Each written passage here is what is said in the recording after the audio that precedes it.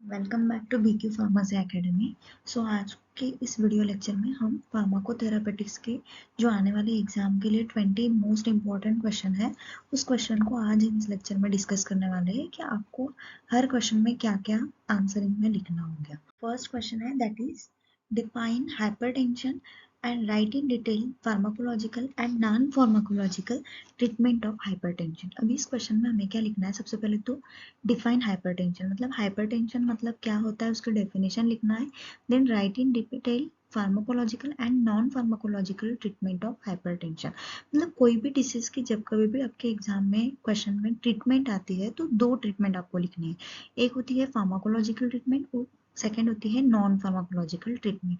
अभी pharmacological treatment मतलब कैसी ट्रीटमेंट होती है जो ड्रग्स बेसिस है, मतलब उसमें ड्रग्स का कुछ क्लासिफिकेशन होगा, कुछ ड्रग्स के नाम रहेंगे, उसे हम बोलते हैं फार्माकोलॉजिकल ट्रीटमेंट। और नॉन फार्माकोलॉजिकल ट्रीटमेंट मतलब क्या, अदर देन ड्रग्स भी ऐसी कुछ डिसीजेस की ट्रीटमेंट होती है, तो वो सब आता है आपके नॉन फार्माकोलॉजिकल ट्रीटमेंट में। तो इस क्वेश्चन में आपको क्या लिखना है? हाइपरटेंशन की डेफिनेशन, देन हाइपरटेंशन ट्रीट करने के लिए कुछ फार्माकोलॉजिकल वेज रहेगी, कुछ नॉन फार्माकोलॉजिकल वेज रहेगी। तो उन दोनों को भी आपको इस क्वेश्चन में लिखना है। ये क्वेश्चन आपके एग्जाम में 3 मार्क्स के लिए आ सकता है। नेक्स्ट क्वेश्चन है that is define conjunctive heart failure and describe it etiopathogenesis, write in detail about the pharmacological and non-pharmacological treatment of congestive heart failure।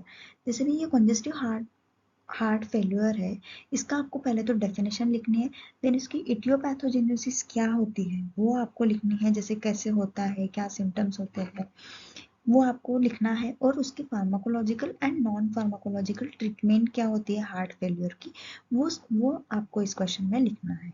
ये क्वेश्चन आपके एग्जाम में 5 मार्क के लिए आ सकता है। नेक्स्ट क्वेश्चन है that is define asthma and describe the aetiopathogenesis and symptoms of asthma. अभी इस क्वेश्चन में हमें अस्थमा के बारे में लिखना है। अस्थमा मतलब होता क्या है, उसकी इटियोपैथोजेनेसिस क्या होती है और सिम्टम्स क्या होते हैं। सिम्टम्स मतलब उसका अगर वो डिसीज आपको हो रहा है तो उसके लक्षण क्या होंगे, सिम्टम्स क्या होंगे, वो आपको इस क्वेश्चन में लिखना है। ये क्वेश्चन आपके एग्जाम में 3 मार्क्स के लिए आ सकता है। नेक्स्ट क्वेश्चन है that is write etiology pathophysiology and classification of diabetes. अभी इस क्वेश्चन में आपको डायबिटीज डिसीज के बारे में लिखना है। सो फर्स्ट पॉइंट लिखना है उसकी इटियोलॉजी क्या है, कैसे होता है, देन पैथोफिजियोलॉजी क्या है और क्लासिफिकेशन क्या क्या है डायबिटीज के, जैसे टाइप 1 डायबिटीज और टाइप 2 डायबिटीज, ये दो क्लासेस होती है डायबिटीज की। तो ठीक से आपको इस क्वेश्चन में डायबिटीज का जो प्रॉपर क्लासिफिकेशन है वो आपको इस क्वेश्चन में लिखना होगा। नेक्स्ट क्वेश्चन है that is define epilepsy, right different types of epilepsy and give 2 drugs use in epilepsy. अभी इस क्वेश्चन में आपको सबसे पहले लिखना है डेफिनेशन ऑफ एपिलेप्सी, एपिलेप्सी मतलब क्या होता है, then different types of epilepsy, कौन कौन से टाइप्स के एपिलेप्सी या सीजर्स होते हैं, and give the 2 drugs use in epilepsy मतलब ऐसे कुछ कोई भी 2 ड्रग्स आपको नीचे लिखना है एपिलेप्सी के में जो यूज हो सके।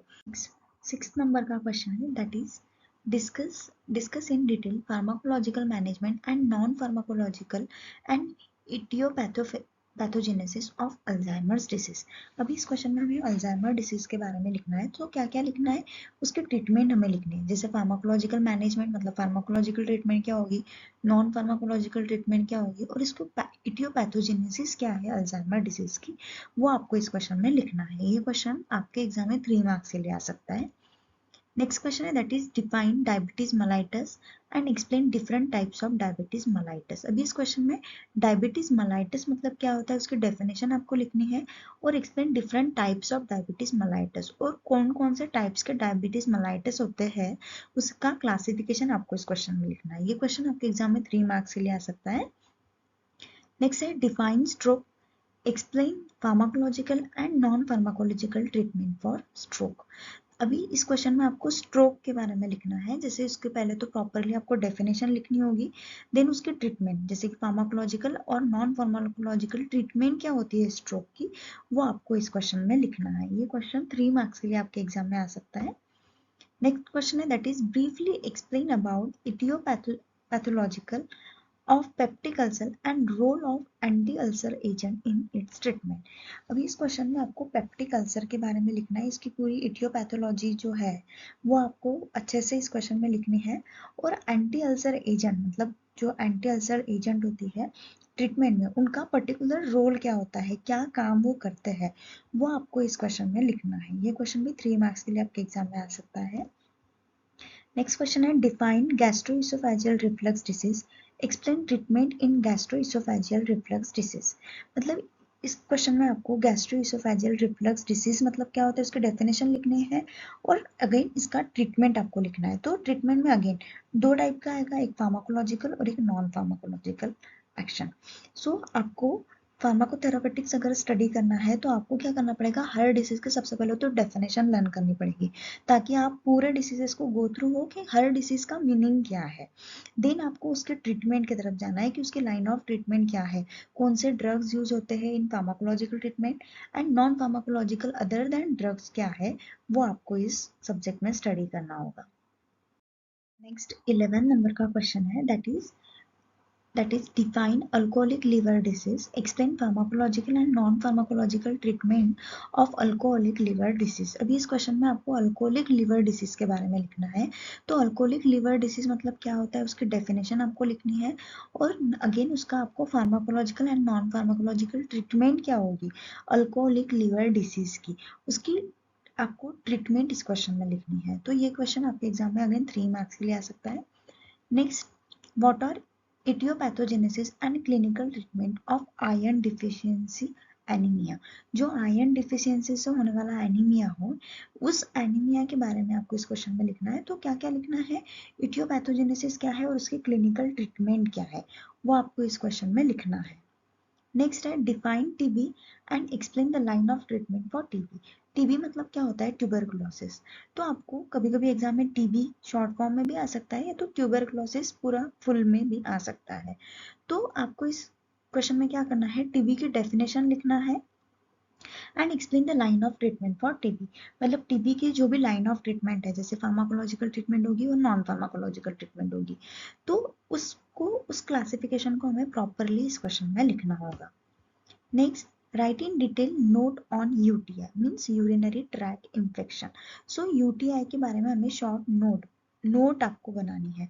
सो नोट में सभी पॉइंट कवर होने चाहिए, जैसे डेफिनेशन होगी, इटियोलॉजी होगी, ट्रीटमेंट हो गई, ये आपको सभी इस नोट में डिटेल में लिखना होगा।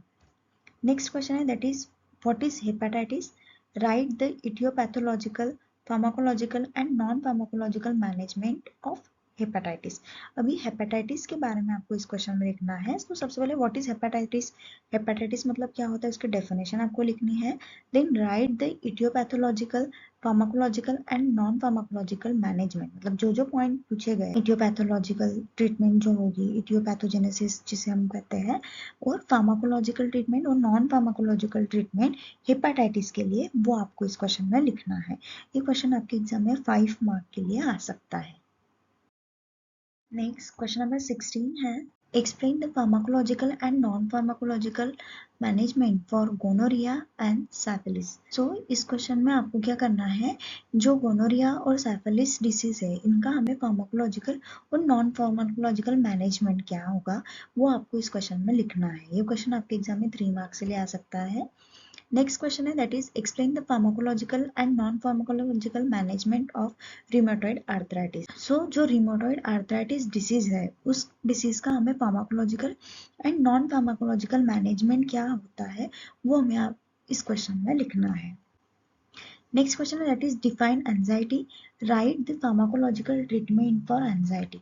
अभी इसमें हमें एंजाइटी के बारे में लिखना है। तो सबसे पहले उसकी डेफिनेशन हमें लिखनी है और फार्माकोलॉजिकल ट्रीटमेंट क्या होती है, मतलब ड्रग का जो क्लासिफिकेशन होता है एंजाइटी के लिए, वो आपको इस क्वेश्चन में लिखना होगा।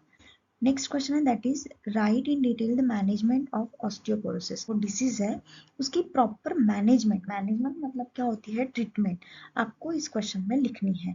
ऐसा क्वेश्चन आपके एग्जाम में 3 मार्क्स के लिए आ सकता है।